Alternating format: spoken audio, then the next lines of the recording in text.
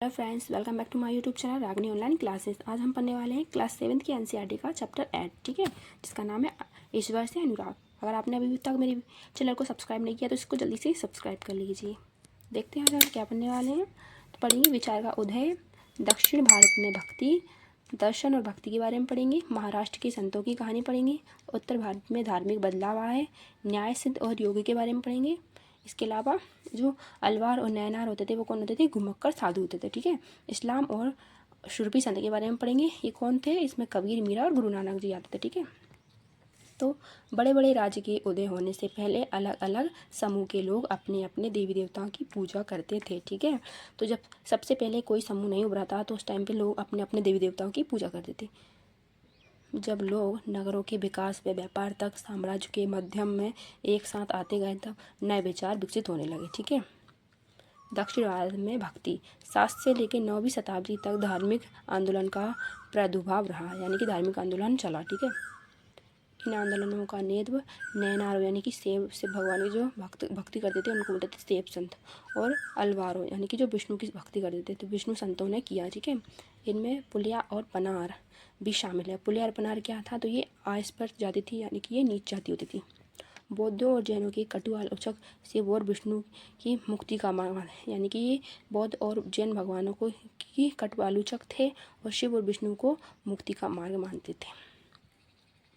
नयनार, इनकी संख्या 63 थी, जिसमें कुमार, अस्पृत, कामगार, सैनिक, किसान, ब्राह्मण और प्रसिद्ध समुदाय है जिसको अप्पार्या सबंदर कहा जाता है। सुंदर मणिका सागर भी कहा जाता है। गीतों का जो संकलन था वो तेवरम और तिरुवाचकम में है, ठीक है। इसके अलावा अलवारों के बारे में तो अलवार की जो संख्या थी 12 थी। अलवार मतलब प्रिय अलंकार, ठीक है। इसकी पुत्री जो थी अंडाल थी और तोरण डिपोरी यानी कि नम्मालवार, ठीक है। इसके अलावा गीतों का इसमें संकलन कहाँ किया गया था? तो इसके गीतों का संकलन था दिव्य प्रबंधन में, ठीक है। इसके अलावा एक क्वेश्चन बनता है, भक्ति काल की विचारधारा सामाजिक व धर्म सुधार से जुड़ती है। इस कथन का व्याख्या करते हुए उत्तर और दक्षिण भारत की धाराओं के बारे में चर्चा कीजिए। ये क्वेश्चन बनता है। इसके अलावा एक क्वेश्चन और बनता है, मीन्स के एग्जाम में अगर आप यूपीएससी की तैयारी कर रहे हैं तो इस तरह के क्वेश्चन मीन्स में आ जाते हैं, ठीक है। तो अलवारों और नैनारों द्वारा किस प्रकार भक्ति के माध्यम से समाज सुधारण किया गया और सामाजिक व्यवस्था में क्या परिवर्तन आए, ये इसके बारे में बताना होता है, ठीक है। भक्ति दर्शन, तो भक्ति दर्शन में हम पढ़ेंगे शंकर। ये 8वीं शताब्दी में थे। कहाँ पे है ये मंदिर? केरल प्रदेश में है। इसके अलावा अद्वैतवाद के समर्थक होते थे। जीवात्मा एवं परमात्मा दोनों एक है ये कहते थे, ठीक है। इसके अलावा आते हैं बसवन्ना का वीरशैववाद। इसके प्रवर्तक कौन है? अल्मा प्रभु है, 12वीं शताब्दी में। कहाँ है? कर्नाटक से। सिद्धांत, ये सभी व्यक्ति समान ब्राह्मणवादी विचारधारा थी। इसका इन्होंने क्या किया? ब्राह्मणवादी विचारधारा का इन्होंने विरोध किया, ठीक है। कर्मकांड और मूर्ति पूजा का भी इन्होंने क्या किया? विरोध किया, ठीक है। इसके अलावा रामानुज, ये 11वीं शताब्दी में तमिलनाडु से है, ठीक है। विष्णु भक्त जो थे, अलवार जो संत थे। इसके अलावा विशिष्टता देव सिद्धांत के ये मानते थे, आत्मा परमात्मा से जुड़ने के बाद भी अलग सत्ता बनाए रखती है, इन्होंने कहा था। महाराष्ट्र के संत, 13वीं शताब्दी तक अनेक संत कवि हुए जिनके सरल मराठी भाषा में लिखे गए गीत जनमानस को प्रभावित करते रहे, ठीक है। महत्वपूर्ण संत कौन थे? ज्ञानेश्वर थे, नामदेव थे, एकनाथ और तुकाराम, और एक थे सुखबोई। ये कौन थी? एक स्त्री थी, ठीक है। इनके अनुसार भक्ति का अर्थ क्या होता है? तो इनके अनुसार भक्ति का अर्थ होता है कर्मकांड का विरोध करो, सामाजिक अंतर का विरोध होना चाहिए और विषमता का विरोध होना चाहिए। संन्यास को त्याग कर भी व्यक्ति सेवा कर सकता है, यानी कि संन्यास को त्याग कर भी व्यक्ति भक्ति कर सकता है, ठीक है। चोखा मेला का परिवार, इसका अर्थ क्या होता है? आस्पर्ध समझी जाने वाली एक महार जाति है जिसको बोलते हैं चोखा मेला का परिवार, ठीक है। यहाँ पे एक पड़खरपुर महाराष्ट्र में है। यहाँ पे क्या होता है? भक्ति परंपरा का एक महत्वपूर्ण केंद्र था ये, ठीक है। तो ये थी हमारी आज की क्लास। आगे थोड़ा सा और देख लेते हैं। नरमपंथी सिद्ध और योगी, तो संसार का परित्याग करो, सत्य का चिंतन मनन करो जिससे मोक्ष की प्राप्ति होगी। योगासन और प्राणायाम करो, तन मन को कठोर प्रशिक्षण दो।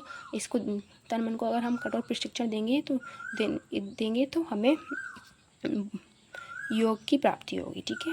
इस्लाम और सुरपी संत, रहस्यवादी है, धार्मिक आडंबर का इन्होंने विरोध किया है। ये ईश्वर से प्रेम करना कहा है, सभी मनुष्यों के प्रति दया भाव रखना चाहिए सिलसिला है इनका। आध्यात्मिक सूफी जो है उस्ताद की पीढ़ी है। नरसिंह मेहता सुप्रसिद्ध गुजराती के संत हैं। इन्होंने वैष्णव जन तो कहिए पीर पराई जाने रे, ये महात्मा गांधी का प्रिय भजन है, ठीक है, इन्होंने ही लिखा। इसके अलावा उत्तर भारत में धार्मिक बदलाव आए, कौन कौन से आए? कबीरदास जी, गुरु नानक, तुलसीदास और सूरदास जी ये हुए थे। तुलसीदास जी ने क्या लिखा है? रामचरितमानस, वो भी अवधी भाषा में। सूरदास जी ने रचनाएं लिखी हैं सुरसागर, सुरसारावली, साहित्य लहरी इनकी रचनाएं, और ये कृष्ण भक्त थे। इस्लाम या सूफी संत। रहस्यवादी, धार्मिक आडंबर का इन्होंने विरोध किया। ये हमने ईश्वर से प्रेम और सभी मनुष्यों के प्रति दया भाव रखना है। इनका सिलसिला क्या है? आध्यात्मिक सूफी और उस्ताद की पीढ़ी, ठीक है। कश्मीर में 15 से 16वीं सदी में सूफी संत ऋषि पंथ का उदय हुआ। इनकी स्थापना किसने की थी? सूफी पंथ की स्थापना की थी नंद ऋषि ने, ठीक है। चैतन्य देव कौन थे? 16वीं शताब्दी के बंगाल के भक्ति संत थे, कृष्ण और राधा के प्रति प्रेम की भाव में, ठीक है। कबीरदास 15 और 16वीं शताब्दी में बनारस में जन्म हुआ था और ये मुस्लिम थे। ग्रंथ साहिब पंचवली बीजक में इनकी रचना है संकलित है, ठीक है। इनके काव्य की भाषा हिंदी है, ठीक है। बंगाल के जयदेव ने संस्कृत में गीत गोविंद की रचना की है। ये विशेष राग तो है, तो यानी कि गीत गोविंद की रचना किसने की है? जयदेव ने, और संस्कृत में है। ये बहुत बार पूछा जाता है। अंत संत कौन है? अन्य जो संत हैं वो हैं दादू दयाल, रविदास और मीराबाई। जो रविदास हैं वो अस्पृश्य यानी कि एक नीच जाति से, ठीक है। राजपूत राजकुमारी थी।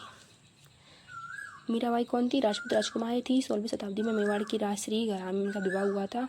ये कृष्ण भगवान के प्रति समर्पित थी। गीतों का इन्होंने कौन से गीत गाए? और ये गीत जो है राजस्थान और गुजरात में आज भी लोकप्रिय हैं, ठीक है। असम, शंकरदेव, विष्णु भक्त और असमिया।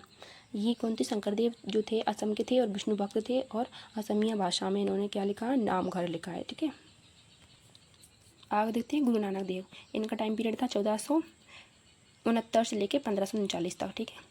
तलवंडी में इनका जन्म हुआ था। इन्होंने लंगर प्रथा की शुरुआत की थी। धार्मिक कार्यों के लिए धर्मशाला बनवाई थी, जिनको गुरुद्वारा बोला जाता है। उनका उत्तराधिकारी था भाई लहना, जिसका बचपन का नाम था अंगद, ठीक है। जो गुरु अंगद थे, इन्होंने गुरु नानक की जो रचनाएं थी उनको संग्रह किया। गुरुमुखी लिपि का इन्होंने आविष्कार किया था। इन्होंने अपनी रचनाएं नानक नाम से लिखी थी, ठीक है। इसके बाद में 1699 में गुरु गोविंद सिंह ने खालसा पंथ की स्थापना की थी, ठीक है। तो 1699 में किसने? गुरु गोविंद सिंह ने खालसा पंथ की स्थापना की थी। तो क्वेश्चन बनता है खालसा पंथ की स्थापना किसने की थी? तो गुरु गोविंद सिंह ने, ठीक है। ये सिखों के 10वें गुरु थे। गुरु नानक देव ने उपदेश के सार को व्यक्त करने के लिए 3 शब्द दिए। वो 3 शब्द थे नाम, दान और स्नान। नाम का अर्थ होता है सही से उपासना करना, दान का अर्थ होता है दूसरों का भला, और इस्लाम का अर्थ होता है स्नान का अर्थ होता है आचार विचार की पवित्रता, ठीक है। ये थी आज की क्लास। इसका एक बार मैं आपको नोट्स का ओवरव्यू दे देती हूँ।